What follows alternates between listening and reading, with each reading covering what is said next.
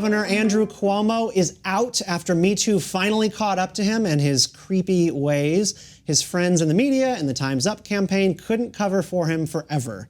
We're going to get into sexual harassment, double standards, and power dynamics, and we're going to start by revisiting the career takedown of seven-time Grammy nominee Ryan Adams. He was the subject of a profile in LA Magazine just this past month, and the first bit of media coverage that Adams has received since 2019, when the New York Times did a hit on him that halted his career during the peak of fervor around MeToo allegations. We'll dive deep into that story, Cuomo's downfall, and how the coverage of these cases are evolving. And by we, I mean Liz Wolfe of Reason magazine in the house today, plus journalist Katie Herzog, co-host of Blocked and Reported, the essential podcast for online drama and explainers on cancel culture. Nice to have you both here, and I'm Stephen Kent, and this is Right Now.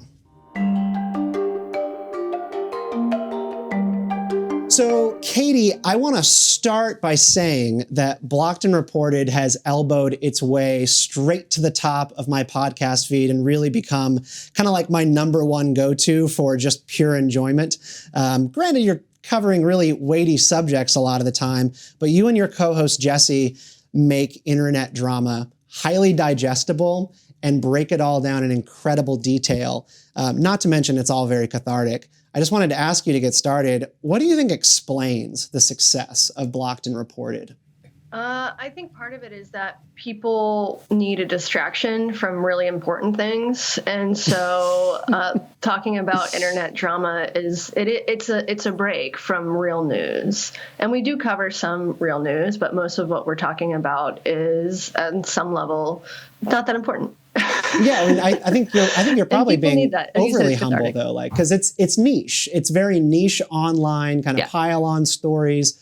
But I do think you're being humble in that a lot of these stories have ripple effects that you talk about throughout your show, like where you're sort of seeing like a change in what is acceptable in the scientific community. How is that playing out in some sort of like cancel mob on Twitter? But it all comes from a very important place. Sure. And a lot of what we do is media criticism. I think at heart, that's what the show is. And you know, Jesse and I are both sort of disgruntled reporters. We've really lost faith in media, in much of mainstream media, especially liberal media, even though both of us are liberals.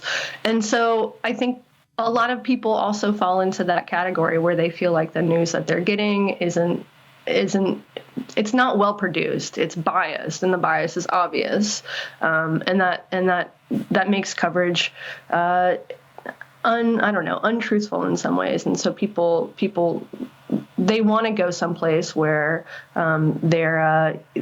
they feel like they're getting a different side of the story. Have you gotten much pushback from the journalists that you're criticizing? Like, do you ever get, your inbox flooded with DMs of spurned and angry mainstream media journalists who are just like, screw you guys? No, and I think part of that is that people don't hate listen to podcasts. Like if Jesse and I were writing these things, they really don't. I mean, when I was writing, my work was primarily on text, I would get lots of angry DMs or lots of angry messages. Maybe not DMs as much because criticism tends to be public and support tends to be private. But that really, with a couple of exceptions, we really haven't gotten sort of the flood of hate that we expected when we started the show, because it takes an effort to listen to a podcast that you hate. I don't hate listen to podcasts. I hate read articles, but I don't hate listen to podcasts. No, I think that is well put and accurate. I do not hate consume any podcasts. You see, I do. I must be a really vindictive or like self-hating, like glutton for punishment, but I always hate listening to some podcasts about the Ryan Adams kerfuffle. Like literally last night as I was cooking dinner. So I guess I just need to reform my ways. Well, that's all in the name of research. So I guess I want to, in the spirit of Blocked and Reported, I want to put some very sort of niche drama in front of the two of you that has been playing out over the past couple of years. Are y'all familiar with Ryan Adams? Not Brian, Ryan Adams. Mm-hmm. Yeah, pretty familiar. Yes. Yeah. All right. So we all agree. Yeah, because he's kind of been out there for 20 years. His big debut album, Soul as a Solo Artist, was Heartbreaker. He comes from 1990s Americana and kind of alt country. He had this big successful band in North Carolina called Whiskey Town that was popular in the Raleigh area.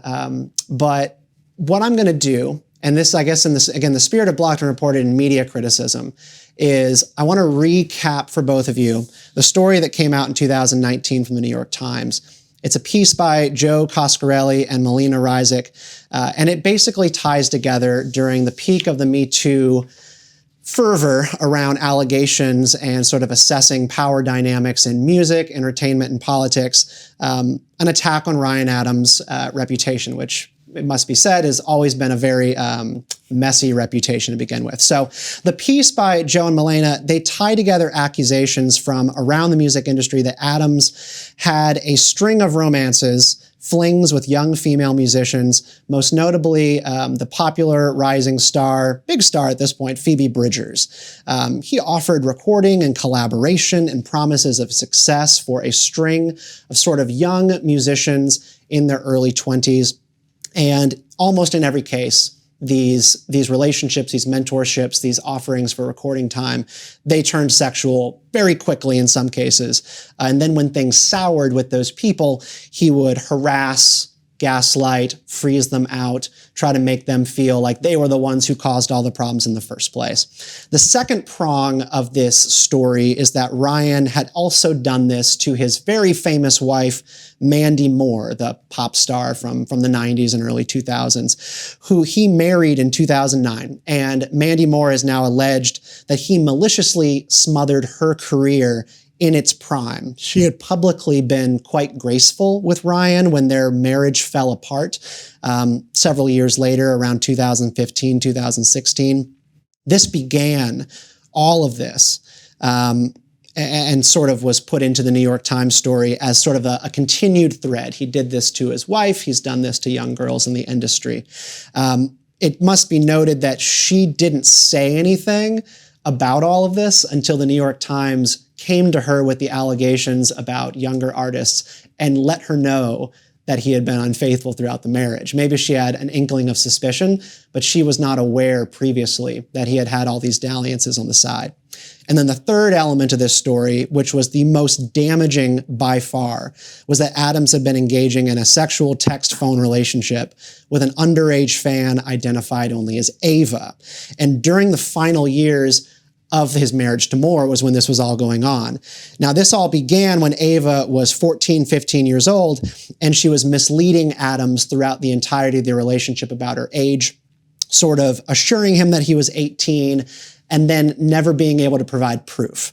And it seems quite clear throughout that arc of the story that Adams was playing with fire, that he kind of knew that there was something amiss here and continued forward anyways. The sense you get is this lack of self-control from that, of like he was so tempted by that even though, you know, his judgment really kind of said, this is probably, he had some intuition that said this is a bad freaking idea.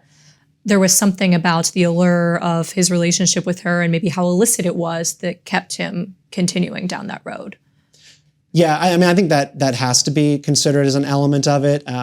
You know, I don't want to play, what's the armchair guy psychiatrist about anybody that I don't know, but there's an element of like just living right on the edge with something you know you're not supposed to do for a musician who is in a bad spot in his marriage, clearly has dealt with addiction and all sorts of different problems. And I think he just has a self-destructive streak, which plays into that. I do want to just cap off before we dive into those details that after the New York Times piece laid out all of these three things, kind of weaving them all together, the FBI reportedly launched an investigation into Adams, going through all of the text message, all of the emails, all the different correspondences. And after the FBI investigation was reported on in the fall of 2019, they opened it and then they swiftly closed it within a year. And that element of it was what led to him losing sponsorships for all of his gear, lost his record distribution deals with Blue Note, a subsidiary of Capitol, lost all of his tour dates, and pretty much all of his friends and personal connections. So kind of all of it goes out the window pretty much when the FBI thing kind of sealed the deal of like, all right, this guy's really, really toxic. So I think maybe we start there with the fact that the story sort of ties together misconduct and gaslighting behavior, but clearly the most damaging thing is dealing with an underage person online, right? Yeah, I mean, the thing that's really interesting about Ryan Adams, and we saw this a little bit with Jesse Lacey of Brand New, who I think you're somewhat familiar with, Stephen. You know, Adams was somebody who really was into the fan engagement side of things, interacting with his fans online, developing relationships with them. Every person who's sort of in the spotlight or who is in the sort of creative realm has some amount, it makes some decision about the level of engagement that they want to have and how personal they want it to be with their fans. Either communicating just through press people or sometimes reaching out to some people, really, you know, sending handwritten. I know, you know, my friend who's a musician sent, I think, handwritten copies of her newest album, like letters to accompany that as it was released to, you know, 100 loyal fans. So every artist makes these decisions, and Adams had long been somebody who decided to go for a high degree of engagement. Clearly that totally burned him. And I sort of see this as an indictment of groupieism. The sense that I got from these Times reporters is that there's this long tradition of having groupies in this industry, and it's sometimes difficult to figure out the boundary between that. I'm not sure I agree, but I want to kick it to Katie here, and then we can kind of unpack that claim about groupieism. Katie, you were kind of like getting familiar with this entire story. What was your takeaway, particularly with the angle about where the underage fan and the FBI investigation came into it? Well, first of all, I'm curious about why the FBI is getting involved in this. This does not seem like the type of thing that our national security apparatus should really be investigating. And from what I can tell from the reporting, what the FBI found was basically nothing. And that the girl later said that she had told Ryan Adams continually that she was 18. I'm not sure where she is or what the age of consent is where she was. Is it a bad idea for him to? Yeah, and so like that's kind of one of the things is like the age of consent laws and engaging in illicit communications with minors are completely two different things, because age of consent applies to physical contact. And this had no physical component to it. This was all cross-state borders, online digital contact. Yeah, which you should not and cannot do. It is in fact illegal, but there has to be that thread of knowing exactly what you are doing. Right. And I would challenge the whether or not the FBI should be doing this. They have an entire wing of the FBI that's dedicated to protecting minors like child porn from predators. And there was an exchange of illicit photos and all sorts of stuff throughout the chain of this communication, but it was done under the guise of this person being 18, even if it seemed in the communications that he was a little doubtful that that was true. Right. So in my thinking, she admitted that she had misled him about her age. Should he be held responsible for being duped for the rest of his life? My feeling about these cases in general are, I'm someone who believes in rehabilitation, and I believe that if you make a mistake, even if it's not a mistake, if you commit a crime and you, for instance, kill someone and you go to jail and you serve out your sentence, you should be allowed to re-enter society. And a lot of these cases, of course, are not being litigated in the courts. They're being litigated in sort of the court of public opinion, where there's no statute of limitations and there's no, and when fame is involved, it's much more complicated. But I don't know, it seems to me that should this man be losing his entire career, his entire life over being duped by a teen fan? Does the punishment fit the crime? And this to me seems a little bit draconian. That said, right, I'm from North Carolina. I know people who played in Whiskeytown, his old band. Ryan Adams has a reputation for being a friend of mine was a teenage musician who loaned Ryan Adams in the early days before he was famous her guitar for a show, and he smashed her guitar that she'd saved up her babysitting money for on stage. He seems like an asshole, but there's a difference between being an asshole and being a predator. Well, so I'm curious. I totally agree with you. I think we're of the same mind on whether the punishment fits the crime. But do you actually think he was duped, and does it matter? Like, it's the sense that I get through reading these text exchange. I mean, at one point he asked her to produce an ID to prove that she's 18, but to do it in the sexiest way possible, LOL. Because naturally everybody always ends everything, flirty and texty with like LOL. But like, do you actually, when reading the exchanges, I got the sense that he was technically, his lawyer's defense is fine. He never knew. She never communicated that she was under 18. But do you actually think he was hoodwinked or duped, or do you think he kind of like understood what was going on here? I have no idea. It's hard to just, say. I think impossible to speculate on his. And I think his that's the mental point. State. And how old was she actually? So at the time the communications began, she was approaching 15. At this point, she is approaching 20. I think it was during the sexual and nudity exchanging of the time when they were exchanging images. I think she was 15. Yeah, that's correct. Yeah. And part of the thing here, and I think Katie's like, when you say that like we shouldn't speculate, I think that's actually kind of the entire point. Yeah. And that's part of the thing about the entirety of this story, which I find to be unsavory. There's a lot of speculation throughout the New York Times piece that came out in 2019, but they're able to tie threads together. They're able to overlap different elements. You know, the idea of sort of like gaslighting of people who he's in relationships with, then throwing them aside because, you know, I guess just a really bad person to be in a relationship with. I suppose that's the element of 20 years of music about heartbreak and bad relationships. You should know this about the guy, that you don't want to actually be in a relationship with him. Atop all of that, then sort of trying to make a point about power dynamics. Joe and Milena at the New York Times have been explicit that this is all sort of about litigating power dynamics, privilege, and the way that society should work, which is dismantling systems. They talk about that throughout all the coverage of this event, that this is all about a system that allows for an older musician to prey on younger people and maintain his position as sort of like the gatekeeper into the industry. You know, the power dynamic is interesting, and it's obviously not a new one, but I think that oftentimes we forget that there's an attraction to power. I'm sort of generalizing here, but it's not as though these people didn't know, specifically Phoebe Bridgers, when he was already famous, and Mandy Moore as well, when he entered into these relationships with them. In some ways, it's hard for me not to see these exchanges as somewhat transactional, and they were getting something out of it as well. And I do think women are, you know, have just as much autonomy as anybody else, just as much autonomy as men, and should be able to make their own decisions and to go into these relationships with open eyes and sort of, I don't know, take responsibility for their own actions. Yeah, I want to put a pin in that point, because I think that's really important for the next plank of the story, which is the Mandy Moore part of the story. To kind of close out the loop a little bit on the FBI part of it, you know, an FBI investigation, reports of that being opened is incredibly damaging. There was a moment after the New York Times story dropped where there was an eerie quiet, where everybody was kind of waiting, like, are you going to drop your deal with him first? Because we're thinking about it. And then when you get a report that the FBI is now going to look into interactions with an underage person, that's when things hit the fan. But you never really hear about until 2021, when the LA Magazine did their profile on him 2 weeks ago, that the investigation was closed and the two parties reconciled.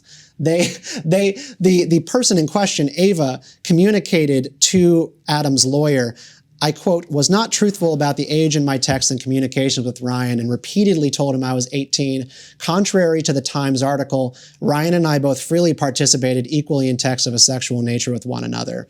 Ryan is a good human being, and my sole wish is that both of us have learned from this experience. You know, and then Adam's response to that was, I ran away from home and was estranged when I was your age, and I did a lot of things that I shouldn't have done as well. This is my entire issue with so much of how people metabolize and digest the issues in our criminal justice system and issues with MeToo related offenses. They pay so much attention to this person was, you know, there was this allegation levied at this person was charged with a crime, but they do not pay very much attention to, okay, when this was actually investigated further, what did the FBI find? What exactly happened? Nothing. What evidence was there anything to substantiate this? And so I mean, this is an endemic problem overall. People just reading the headlines and not actually seeking to understand at a deeper level what went down. But I have a huge issue with people sort of throwing these allegations around and then not actually paying attention to the follow-up of, okay, well, what did the FBI find? Not that much, or certainly not enough to prove that he'd acted, maybe he acted in an untoward way, but certainly not in a criminal one. Yeah, and there have been cases that have been re-reported sort of after the fact, like this LA Mag piece, or the case of Al Franken, when the New Yorker, I can't remember, maybe it was Jane Mayer, went back and really investigated everything that he was accused of. And in many ways, her reporting, I think, should have exonerated him. But it doesn't matter, because once the allegation is leveled, then the punishment starts. And there are very few cases of these cases that have been re-reported where the person is found to be not culpable, where it's sort of like, okay, you're forgiven, we're sorry, never mind, come back into polite society. It's just the allegation itself is enough to damn people for life. Yeah, I mean, that's a career ender. We don't really do exonerations in the court of public opinion, and I think that's a huge problem. I'm curious, though, especially as we're a few years post some of these initial MeToo allegations surfacing, I'm wondering whether we will see more attempts to follow up on it. That would be the ethical and appropriate thing for journalists to do. I'm not going to say that I expect that they're going to do that, but I'm hopeful. Yeah, and so I mean, in terms of following up, right? So I think a good way to end everything today is like talking about like what redemption looks like for a person in this situation. Katie mentioned something I thought was important to note, which is whether or not relationships and power and using one another goes both ways. And I think it is unquestionable that when you are someone like Ryan Adams, Grammy nominations, and a lot of power, connections to Capitol records, his manager at the time was the guy who managed the Foo Fighters. Like, he was a big, big deal. When he reaches out to you in your DMs and is going to offer you like recording time and maybe take you on a tour, that is an asserting of your ability to help people, but then there's going to be an exchange. And we know what the exchange was in many cases, that he wanted to talk sex, and then he wanted to get involved while he was married to Mandy Moore. But then you go back to Mandy Moore, and the New York Times says it explicitly in their coverage that when she was coming out of her time as a kind of a teeny pop star, she was looking for credibility. She was looking for someone to help her get serious as a musician. And then she met Ryan Adams. And then a whirlwind romance ensues, and they end up married. And I just read all of that and I go, okay, is it possible that in a marriage, two people enter into a thing wanting something from each other that they're not getting? And I know people do it all the time. You enter into a relationship for a reason, and then it ends up not being real. It ends up being elusive, and then people get angry. Yeah, the part of this I find really interesting is that the Times seem to be wanting to establish more. They were talking a little bit about the age difference between Moore and Adams, which is about a decade. But I think it's fascinating, this idea of like so many artists tried to do that transition. Like Miley Cyrus did that transition, right? From the teeny bopper type person to wanting to be taken seriously as an artist, as an adult, as somebody with sort of their own creative value and output. And so I think, I don't know, I would need to know more about how Adams and Moore met and how the relationship commenced to sort of understand or even begin to speculate about what her intentions were going into it. But I think you're totally right. People expect something from relationships. I think, and the Times correctly points this out, is that allegedly he did something along the same lines, which is they're talking about that theme, right? That he saw her perform and then he started talking about, man, if only I could record you, you'd sound really great if I were working with you and all that stuff. Shortly after, she ended up parting ways with her manager and kind of gave Ryan a lot of control of her career, which then went nowhere. And the Times basically takes that and goes, okay, he stifled her career and smothered it. He didn't allow her to go do anything. And I kind of go back to agency there and go, Mandy Moore had one platinum, 2 gold albums at that point as a teen star. She could have done anything. You can't tell Mandy Moore to not go into a studio and record. Does he really have the power to stifle his own wife's career? I question whether or not that's true. I think this is why they hit the note of his manipulative behavior and psychological abuse so heavily as one of the threads that connected all of these stories. I think they were attempting to make the case that Mandy Moore was so, she'd been beaten down, she was downtrodden because of the degree to which he didn't support her music career, and that was why she ultimately didn't go very many places with it during the time when they were married. So I think they're trying to draw that connection. Right. This is not like a Britney Spears situation where, he's her conservator and has actual legal power over her. And of course, relationships, especially marriages, are incredibly complex, and there was probably lots going on behind the scenes that we're not aware of. But all relationships are a negotiation. Most of us are just lucky enough not to have our negotiations put in the New York Times. Yeah, no, I mean, absolutely. And the part that I find really distasteful about some of this is that in some of the follow-up coverage, like in the LA Mag article, Adams talks about how he thought they'd put a lot of the, he thought they'd resolved a lot of the components of their divorce and sort of resolved some of the bad blood between them during the time when they were actually getting divorced. So he felt a little bit understandably uncomfortable with more re-airing these grievances, especially in front of their friends and family. And he was supportive of her new heading towards a new marriage, coincidentally with the lead singer of a very popular band, The Dawes. I don't know. What did you make of that, Stephen? I found that to be pretty uncomfortable because there's a certain amount of all three of us are married. We all know people who've gotten divorced.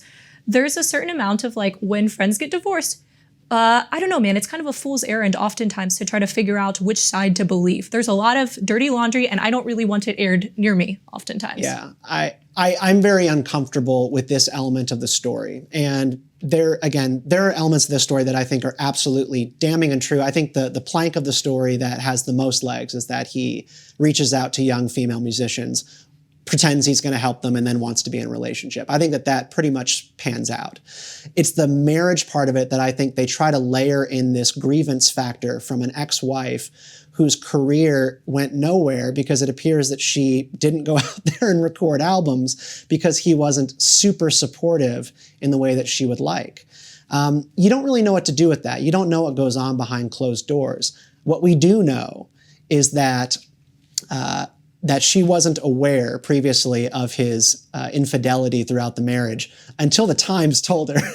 And then she unloaded in their story and gave them pretty much everything that they needed to tie together a pattern of behavior. And I think all you can do responsibly is go, I don't know. I don't know what went on here, but I'm not going to factor it into my assessment of somebody's reputation when you know that there are axes being ground on each side. Yeah. Katie? I find it interesting that Me Too has made what maybe 10 years ago or 15 years ago or 5 years ago really tabloid fodder into legitimate news. Man cheats on his wife, unless it's not even man, rock star cheats on his wife. That probably would not have made the pages of the New York Times if not for this movement. And I think that's their point. I think the writers of this story would say, but that's the point. These things can't go unquestioned. These are systems where these things happen perpetually and they're encouraged to happen. Well, and from the journalistic standpoint, but they're also people. Yeah. I think from the journalistic standpoint, the Times sort of tells on themselves a little bit when, they quote Moore saying music was a point of control for him. I think the use of the Moore grievance in this overall piece really has to do with them trying to make the case that he was manipulative, he was psychologically abusive, he was controlling to these women. And I think they see more, I think they're trying to communicate with that story even in the context of a marriage, purportedly where somebody feels very deeply for their wife. It's not just a fling. Music was a point of control for him in that relationship too. And that's the common thread through all of them. But I think as a journalist, I would be uncomfortable with including some of that because to me, it doesn't rise anywhere near the level of, it's not a criminal allegation. It's really difficult to figure out what spurned ex-spouses, what actually went on. A lot of them just have so much, they have so many grievances that I would really not want to wade into that territory. Yeah, and they pretty much, and the LA Times or LA Magazine points out, I think rightly, that in many of the pieces of coverage after the Times reported it, they allude to emotional abuse throughout the marriage. And they only ever cite one example, was that Ryan allegedly said, "You're not a real musician because you don't play an instrument." And this gets all the play over and over and over again. That means they don't have good enough quotes to be able to substantiate the rest of it. And I'm just going, that's the thing that you rely on as the evidence. That's just not good enough. And it's not good enough to establish the pattern for destroying a person, which the title of the LA Magazine piece is Ryan Adams, quote, "I felt like they are asking me to die," which is kind of why I wanted to do this episode at all, because I feel for people who go through these kinds of campaigns because I want to see what the end is. I want to see if they come out on the other side. And I know, and I believe strongly, that the people who engage in these kind of like cancel behaviors, pariah from society sort of deals, they do just want you to just go off and die. They don't want to see or hear from you again. They want you to turn in all of your belongings and not have a life. That's the only thing that they want from you. And I want to see people search for redemption and maybe even find it. Yeah, we might be waiting a long time for that. Although there is, there are a wealth of stories that really could be litigated and could be re-reported on. I'm working on one now. I won't say the name of the alleged perpetrator in this, but I think for reporters who are interested in this sort of thing. Everything. No, all of the allegations against him are true. They're all true. Okay. I think it's a really interesting line of reporting, and I hope more people start to look into these stories. And as somebody who has done a lot of reporting on sort of cancel culture gone wrong, I have to sort of check myself and make sure that I'm not being too skeptical of allegations. Because once you've reported on so many allegations that turn out to be false, it is very possible to sort of have a knee-jerk "I don't believe you" stance, and so that's something that I need. Which to is something I feel here. I've struggled with that here throughout, because I deal with the same sort of knee-jerk skepticism that you do. I think it is an asset, but it also can be a liability. Like rereading the New York Times story this morning before doing this, I was like, you know what? Clearly this happened with a lot of young 20-something musicians that he would reach out and establish this pattern. And Phoebe Bridgers is sort of like the chief example. But it kind of at the end goes back to who is destroyed here and who like has their careers ended. Phoebe Bridgers has gone on to massive success despite interactions with Ryan that were completely sour. And the Times sort of makes this argument that, what about all the people who maybe their careers never picked up? They put down their guitar after being in a relationship with Ryan and seeing that toxicity. What's the price there? I don't know. The thing I really struggle with with the knee-jerk reaction stuff is that I think it's fair for people to have their disgust reactions or disgust triggered by stuff like this. I mean, we're talking about a relationship between a 40-year-old and a 15-year-old where he had pet names for her body parts, where he's sexting her and nude on Skype with her. I think it's fair for people to feel incredibly uncomfortable with that type of behavior.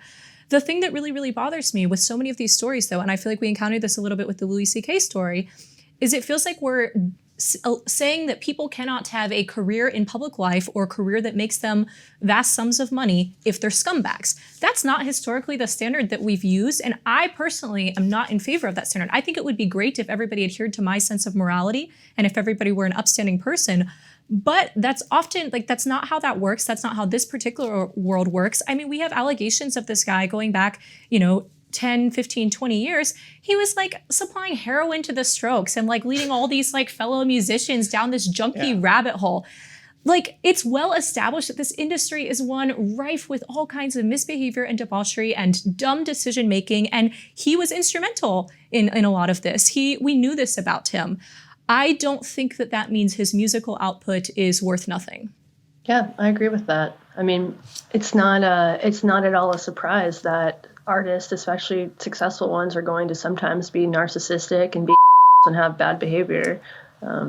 Maybe we should expect better of them. But also, there's also this, the changing rules and norms. People are being punished for things that weren't actually problematic at the time they were doing. I don't think texting with a 15-year-old falls into this category. That was going to be problematic for many of a whole host of reasons. I do think for sure. The Bridgers allegation is an important one. Yeah, I mean, well, the part of the Bridgers story involves, so he gets involved with Bridgers. They have a several weeks long fling in, what was it? I want to be specific here. 2014, he invites her at age 20 to come to his studio and record. They record an EP. It's called the Killer EP. It's very, very, very good. She does a song with Noah Gunderson that just blows the mind, and everyone should check it out. But then the claim is that he then sort of after the relationship went sour, smothered both the EP and tried to kill any of her success while also really gaslighting her throughout the process. 3 years later, that EP has come out. She is going on tour with him, traveling the country. I went to one of their tour dates in Richmond and saw them both play together and do a duet. It was lovely. Obviously, you don't know what's going on behind the scenes, but she claims there was an incident in the first tour date of that tour that they did together in 2017, where she was asked up to bring up something to his hotel room, and he was completely nude when she got up there. And this was after they'd had a relationship and then broken up? Is that correct? After the relationship, after the putting it on ice, and after the alleged harassment, gaslighting, emotional abuse that she kind of went through, went on tour with him. And then she went up to his hotel room to give him something, was nude. And this doesn't get asked for any more details until the LA Mag story goes and talks to people around Adams at that time and just goes like, does that sound right to you? And one of the accounts is from his female roadies who wanted to not be named in the story. And I think there's two of them that both sort of independently corroborated. And they said two things. They said, one, he's a really incredibly hates and loathes his own body. And that seems odd that he would do that. I don't know whether or not that's true, but that's important to consider. That if a guy is like insecure with his own nudity, that they would actually do that. Maybe or maybe not. Part two is that they're like, ever since he got Meniere's disease, which is this inner ear degenerative disease that he got sometime around 2015, you have complete spats of bad memory loss, and fuzziness, not knowing where you are, just a total brain fog. This is something that you can look up medically. They're like, sometimes when he has an attack, he's just totally whacked out. And again, you don't want to just take that and like paper it over as like, well, then that's the explanation. But that should be talked about. That should be considered. And I'm surprised that that wasn't in the initial New York Times claim that this is something that could be considered in any of these instances. I mean, there's also all kinds of weird boyfriend behavior that surfaced from his relationship with Bridgers, him even going so far as to talk about marriage within like a week of them starting their fling. Just some like clear red flags of like, this guy's unwell, which I understand it's harder to see that at age 20. It's harder to see that if you're sort of blinded by this person's success and you see them as somebody who can be instrumental in helping your career get off the ground. But there's also a component to this, which is like, I don't know, man. Like there is some amount of, I believe women should be treated like adult women should be treated like adult women.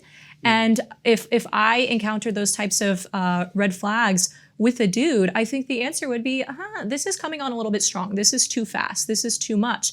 It seems like there's more to poke at with that relationship. And the fact of the matter is we just don't know very much about it. The New York Times didn't tell us that much about it. The LA Magazine piece certainly sheds more light on it.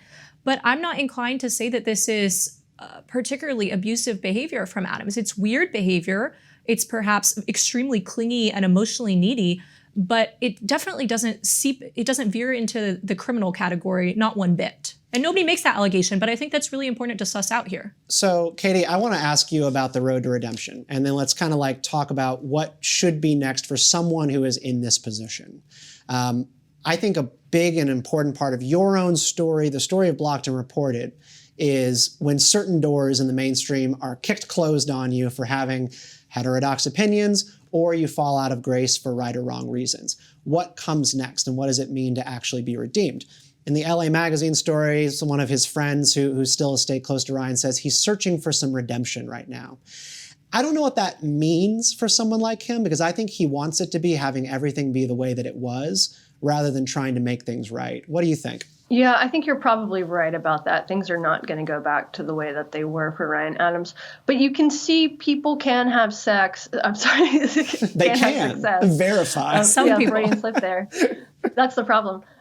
Can have success after public shaming like this. Louis C.K. just did a show at Madison Square Garden that was panned by much of the media, but apparently was actually quite good for the audience. Apparently loved it. But he's taken himself out of the mainstream. He did this before the allegations against him, but like he sells direct to customers from his website. Ryan Adams could do something like that. Yeah. Become more of an independent. Yeah. I think it's really interesting. So I live in New York, and I've been going to the Comedy Cellar lately. And a measure that they've put in place, I think in the last 2 years, is when you enter, everybody in the group has to turn off their phones or put them in airplane mode, and then they put them in a sealed bag. And they give you back the bag. But it's this really interesting sort of cancel culture era measure of like, nope, you're not allowed to record. We don't know who's going to be on the stage tonight. We don't know whether it's going to be Colin Quinn or Louis C.K. or somebody who's more up and coming. But like, we're not going to do this thing where we all become these little tattletale narc snitches and record a video and then put it on Twitter and then get everybody in trouble. And I think that's fascinating. I'm curious about whether we'll see more stuff like that of put the phone in the bag and you can't take it out for the duration of the show. Or like what Louis C.K. is doing, where it's like a direct to consumer, sort of allowing his fans to continue to go to shows of his, versus having these sort of like, it seems like he's sort of trying to stay a little bit out of the media frenzy in the spotlight because he knows he's not going to be received well. Yeah, and Adams has said numerous times, he's made remarks about, I just want my career back, and all this kind of stuff about being canceled. And I really do sympathize. Like, I would like to see people be open to the idea of redemptive arcs and forgiveness. Yeah. But I think there is a huge cultural confusion between redemption and forgiveness. Searching for redemption does not mean that the New York Times gives you the seal of approval to continue. Searching for redemption does not mean that Phoebe Bridgers or Mandy Moore tweet out to you, we accept your apology. You apologize. You acknowledge that you did the things that you actually did do. Instead of denying them through your lawyer. Yeah, every Bryan Adams statement is a denial through the lawyer that either does not remember what happened or these things never happened. And I'm sorry, but I think at some point you've got to say, I did these things. I apologize. I'm going to move forward. I hope people will come with me. Redemption is about putting things back into the world to correct for the wrong things that you put into the world that make things better. I don't know if that is actually trying to help some young musicians jumpstart their careers without strings attached. That's a literal way you would redeem the debt that you caused in that area. But just going out there and playing again, that's not redemption. That's just your career coming back. There is also the question, though, that I think people often fail to grapple with this entire cancel culture, which is that sometimes people do ask for forgiveness. Obviously, Bryan Adams has not. But sometimes they do apologize and they ask for forgiveness, and then people continue to withhold it from them, which is fine. It's their prerogative, especially those who have been harmed by him. It's their prerogative to decide whether they're ready to accept that. But I can understand why people feel as though they can spin their wheels and they can apologize all they want, but that's not going to actually rehabilitate their image in the slightest. That said, it's still the right thing to do. But I can understand why people sort of see this as a complicated calculus of like, they don't know whether they'll actually get any sort of forgiveness. Because also the general public, if they're not huge Bryan Adams fans, they don't really have an incentive to forgive him. It doesn't matter that much to them. It's easy to get outraged and to spin your wheels over the initial thing, but it's a lot harder to say, to revamp your mind and to say, oh, actually that guy that I wrote off as Bryan Adams bad, I labeled him in the bad category in my mind, actually maybe he's fine. Yeah, I just want to see, I think, people come to a better understanding between cancel culture and still, like, you sometimes when you make mistakes, you're still going to lose things. There are consequences. There are areas where there are going to be consequences to your mistakes. The question is whether or not you're able to move past them and then people are willing to let you. I think, Katie, like, you see a whole lot. People go after people to try to make it impossible for you to ever have a second chapter of your story. Right. And right now, oftentimes what we found in our reporting is that there's some sort of allegation. Maybe it's being a sex pest or something like that, or something racial. And it becomes public, and this allegation, is whether it's true or not, is used to oust someone who might be unpopular at an office for other reasons. Maybe there's conflict. Maybe a person has a difficult personality, or a person has the wrong politics within an institution. This specifically happens in media. And you can sort of use the guise of social justice to make what are essentially office politics issues, big national stories, and get people ousted from their jobs. Obviously, this isn't true in every case, but we've seen a number of cases where it does appear to be. Well, let's talk about one that does deserve to be the case, and hard pivot over to Governor Cuomo, who I suppose has packed his things and headed for the exits in New York.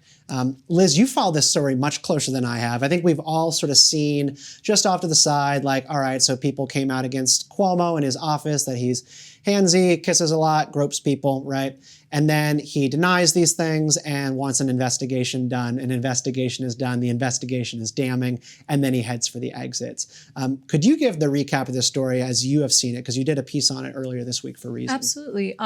These allegations really began to surface in the mainstream media with Lindsey Boylan who worked as a fairly senior aide in Cuomo's office and alleged that he attempted to kiss her, he did kiss her. It was unwanted. She was definitely not in any way wanting to engage in this type of relationship with him. He kept making these sort of sexual passes at her. The interesting thing about this story and Boylan coming forward is that at the time she was running for Manhattan Borough President. So she was seeking a career in local politics after her tenure in the governor's office. So I think that's something that some Cuomo insiders and New York politics watchers were able to use to discredit her to a degree. But that was the first story that emerged. Then we have, 10 more? So we have 9 different allegations overall of inappropriate behavior from employees and people who worked with him in the governor's mansion.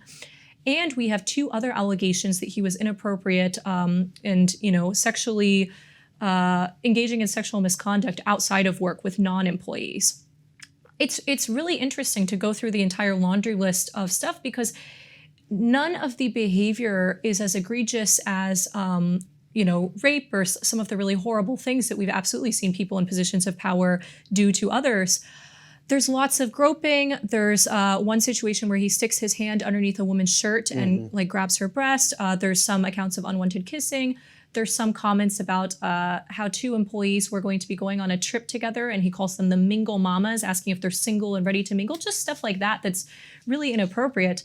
But the whole New York Times investigation into all of this behavior does do a really good job of painting a picture of a pattern of this is not a guy you want to work for, and this is so unbecoming of somebody who's the governor of a state of millions and millions of people, where we really need him to keep his eye on the ball, to be a competent and ethical leader during a time of enormous crisis. Katie mentioned the line moving element, and the line moving element was what Cuomo used as his defense. Alibi, yeah. He was like, well, the line has just moved so I'm Italian, fast. I'm handsy, and it's that's not how that goes. Does that have any merit, the Italian part of it? Because I had heard that, right? And so obviously this does not apply to reaching up someone's shirt, right, and grabbing them. But my husband's Italian, and I see all kinds of sexual behavior. No, but there was a lot of, they put out in his defenses the cheek kissing thing that they always do, and they're just a little bit physical. And I don't want to stereotype our good Italian friends, but is there any merit to that, or is that using them as a cover? Tiny bit. My in-laws, they're Italian New Yorkers, or my mother-in-law is there's kissing, kiss on the cheek, but there's not groping, there's a big difference. Yeah, I mean, he also, at one point during a press conference, alleged that he was a victim of cancel culture. He said that cancel culture was coming for him. But I think it's important. That's what I hate about this, though. Katie, that has to drive you insane. That, cancel culture is used by politicians now as their cover. Because I hate that. Yeah, it does drive me insane because it makes me look bad. I think my take on the Cuomo thing is basically whatever he did is not as bad. Whatever he did in sort of the sex pest realm, it's not as bad as what he did with nursing homes. And the fact that you can send people to their deaths, to their literal deaths, is not going to get you run out of office. But being handsy says a lot about the moment that we're in right now. And I don't think what it says is particularly good. Well, to circle back to that, I mean, I did some reporting for Reason, and a whole bunch of people in the conservative media have been doing a great job of this. Janice Dean comes to mind, and Carol Markowitz. I mean, he issued this directive on March 25th, 2020, right as coronavirus was hitting New York, basically saying that residential homes for elderly adults did not have to test people being admitted out of hospitals or being released from hospitals. They didn't have to test them upon entry into the nursing homes. So they weren't really doing good testing. They weren't doing good containment measures. And this was part of what allowed COVID to spread like wildfire in nursing homes, killing ultimately 15,000 elderly people. And the craziest part about all of this is that then the Cuomo administration tried to cover this up. They underreported to the tune of 4,000 or 5,000 deaths. So then New York's Attorney General, Letitia James, investigates this and is like, whoa, that's not acceptable. Their entire excuse for this, once again, their excuses were terrible. Their excuse for this is that they didn't want to properly report the numbers because they were worried about an investigation by the Trump DOJ. I'm sorry, but you don't get to just extra legally, unilaterally decide that you're going to misreport the numbers because you don't like who the president is and the party that's in charge. That's completely unacceptable. This should have been much more of a problem than it was, and it's really astonishing that this is what ultimately led to Cuomo resigning. The handsiness and the groping and the grabbing. Yeah, and I think Katie's frustration that she shared about like what actually pushes this person out the door. I think that that's something that we should all pause and consider, because the thing about the retirement homes was not a Fox News fantasy. This was a real thing that happened. Tons and tons of people lost their loved ones in those retirement homes as a result of mismanagement at the highest level, and then an effort to cover it up. Real lives actually lost as a result of power being improperly wielded. And it's a part of an entire pattern of behavior that Cuomo engaged in that was really just so screwed up. You see him doing the exact same thing for adults with intellectual disabilities and residential homes for them. I spoke to some of the family members of people who died as a result. And one man who's based in North Carolina who had 2 family members die in a residential facility said, "I just wish I brought them back home to North Carolina. I wish I'd taken them out of the state of New York." That's a really, really damning indictment of Cuomo's leadership. Cuomo also wrote a book during all of this and promoted it. And it was what, a $3 million or $4 million book deal? Maybe Katie and Jesse will have him on the pod to talk about his book. Yeah, he's going to leave the governor's mansion and start a Substack. I think that's next to him. A new Substack letter from Andrew Cuomo. Oh my God, I don't want it. Y'all, this has been enlightening. I appreciate you navigating this conversation. 2 tough topics with me today. Katie Herzog, co-host of Blocked and Reported podcast. How can folks kind of stay in touch with you, support your work? The podcast is funded through listeners on Patreon. You can find us at patreon.com/blockedandreported. The podcast is also for free available for free on all the regular podcast networks. And I'm on Twitter at Katie Herzog. Liz, how can people support your work and keep in touch? I am at Reason Magazine. You can look me up pretty easily. My name is Liz Wolfe, and I'm also on Twitter. So please send me as much hate mail as you can possibly muster. All right, everybody, be sure to check them out.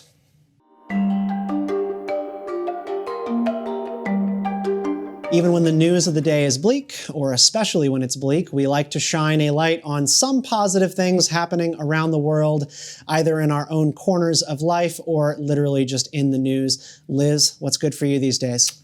Well, it was a little bit difficult to come up with this, given all the news from Afghanistan that surfaced this week. But even as I've been paying a lot of attention to the rise in Delta variant-related COVID cases, I've been quite heartened by the fact that we're actually, in the US, coming up with a pretty good system for deploying booster shots.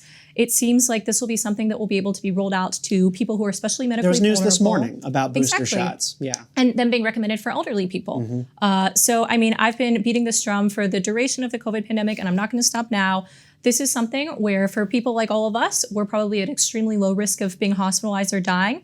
But for older people among us, that's not the case. And so I'm really, really excited that we are making great strides toward giving older people and more vulnerable people booster shots and developing a sort of regimen to do that. So I think props to Big Pharma in this specific case. Like, I'm a huge fan of the fact that we have access to vaccines on a much faster timeline than we ever thought possible. I want my 3rd jab, my 3rd Moderna. I just want another sticker. I love stickers. Just here for the sticker. Katie, anything good on your world today? Well, yeah, as a member of the Taliban, things could really not be better in my world. What are their pronouns? No. Do you know? Is it Talibexin, Taliban? How should we refer to them? Talibai. I think it's he, him. I think all of their pronouns are he, him. There's some good news in my corner of the world. I live up here in Seattle near the Canadian border, which is finally open. It just reopened again for the first time in a year. So I can go up to Vancouver and get some good Asian food. And people who live near the border and have been really struggling with getting to work or seeing their families can finally reunite. So we'll see how long the border stays open. But for now, this is good news. When cancel culture finally comes for your citizenship status here in the United States, there's always Canada. I'm going to... Afghanistan. I hear you. I'm going to break a little bit of my usual, and I do want to speak kind of directly to the Afghanistan thing, because despite the almost universal media narrative and bipartisan scorn for scenes coming out of Afghanistan, I think it is unquestionably good news that President Biden did not cave to pressure from all sides: Democrats, Republicans, Lockheed Martin lobbyists, and corporate media officials and retired generals turned consultants to keep U.S. soldiers in Afghanistan a single minute longer. Every action, Every action has a consequence, and there are truly horrific consequences playing out right now. But in 20 years of occupying Afghanistan, close to 240,000 people have been killed there in the sands. 71,000 of these are civilian casualties, men, women, and children. And I find it just disgusting that our media groans about the dishonor of the hasty withdrawal, which dishonorable it may have been, but they don't call it dishonorable that we've turned Afghanistan into the third largest generator of refugees and displaced families in the world because something bad, evil, and unfair happened to us 20 years ago. And according to John Kerry, like this guy, former Secretary of State, he says it was all a success because now they have cell phones in every person's hand and more TV stations than ever, all before we invaded. Leaving Afghanistan is good news. That doesn't feel good because it shouldn't feel good. And we're going to go deeper on that next week. Our guests are going to be Fiona Harrigan of Reason and Young Voices, as well as Professor Abigail Hall Blanco of Bellarmine University. She's also the author of a new book, Manufacturing Militarism. We have new episodes every Thursday, so do the thing and hit subscribe. Thank you for watching, listening, and sharing the show with all of your people. And as always, keep asking why, stay out of line, and be a bug in the system. Liz, Katie, thank you both for the conversation today. Thanks, Stephen. Yeah, thank you.